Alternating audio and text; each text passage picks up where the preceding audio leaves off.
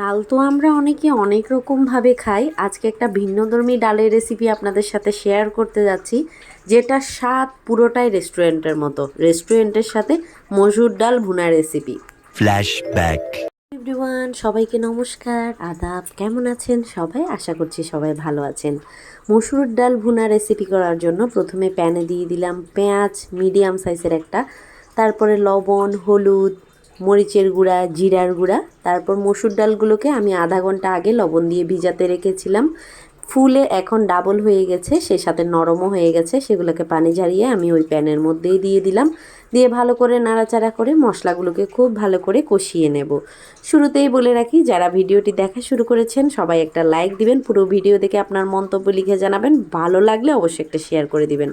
একটা ছোট সাইজের আলুকে কেটে দিয়ে ঢাকা দিয়ে দিলাম। ফিরে আসলাম 10 মিনিট পর। এখন মশলাগুলো খুব সুন্দরভাবে গলে গিয়েছে আর সুন্দরভাবে ডাল আর আলু মশলার সাথে ভালো করে কষে গিয়েছে। এবার দিয়ে দিলাম পরিমাণ মতো পানি, অবশ্যই ঠান্ডা পানি। ডাল সেদ্ধ করার সময় আলু দিয়েছিলাম। এই আলুটা দেওয়ার একমাত্রই কারণ ডালটা যেন ঘন থকথকে হয়। রেস্টুরেন্টে দেখবেন ডালটা অনেক বেশি ঘন থকথকে হয়, ওরা কিন্তু আলুর পরিবর্তে ভাতের মাড় ব্যবহার করে। আমার ভাতের মাড় জিনিসটা কেমন জানি লাগে, তাই আমি ভাতের মাড়ের পরিবর্তে আলু দিয়েছি। দিয়ে দিলাম দুটো মিডিয়াম সাইজের সদ্য জলপাই। এই বছরের প্রথম জলপাই ডাল খাওয়া। আপনারা কারা কারা এভাবে ডাল খেতে পছন্দ করেন আমাকে কিন্তু লিখে জানাবেন। এই রেসিপিটা কিন্তু রুটি, পরোটা, গরম ভাত সব কিছুর সাথেই ভীষণ ভালো লাগে। ডালটা পুরোপুরি সেদ্ধ হয়ে গেছে। এবার ডালটাকে সম্বার দেওয়ার পালা। কড়াইতে তেল গরম করে দিয়ে দিলাম দুটো গোটা শুকনা মরিচ, পেঁয়াজ কুচি, রসুন কুচি, 5 ফোড়ন। খুব ভালো করে সেগুলোকে ভেজে নিয়েছি।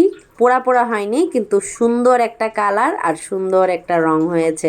এবার সবগুলোকে আমি দিয়ে দিলাম ডালের ভিতর। তারপর একটা কাঁচা হাঁসের ডিমকে ফেটিয়ে কাঁচা অবস্থাতেই আমি ডালের মধ্যে দিয়ে অনবরত নাড়াচাড়া করতে থাকবো, যেন ডিমটা দলা না পাকিয়ে যায়। এখন আপনারা চাইলে হাঁসের ডিমের পরিবর্তে মুরগির ডিমও ব্যবহার করতে পারেন।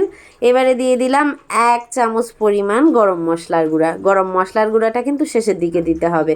তারপর দিয়ে দিলাম গোটা একটা কাঁচামরিচ। তারপরে দিয়ে দিলাম 3-3টে ধনেপাতাকে মিহি করে কুচিয়ে নিয়েছি, সেগুলাই উপর থেকে ছড়িয়ে একদম ভালো করে উলট পালট করে নাড়াচাড়া করে দিলাম। ডালটা দেখতে যতটা না সুন্দর লাগছে, খেতে কিন্তু তার থেকেও ভীষণ ভীষণ টেস্টি হয়। আর জলপাইটা দেওয়ার অর্থ হলো ওইটা টকও হবে না আবার মিষ্টিও হবে না, সুন্দর একটা ফ্লেভারের জন্যই মূলত জলপাইটা দেয়া। আর বাদ বাকি যে ধনে পাতাগুলো এই যে বাটির সাথে লেগেছিল সেগুলো আমি দিয়ে দিলাম। দিয়ে এবার 5 মিনিটের মতো ভালো করে বলক তুলে নিলাম। ভালো করে বলক তুলে নেওয়া হয়ে গেলেই কিন্তু আমার ডাল রেডি।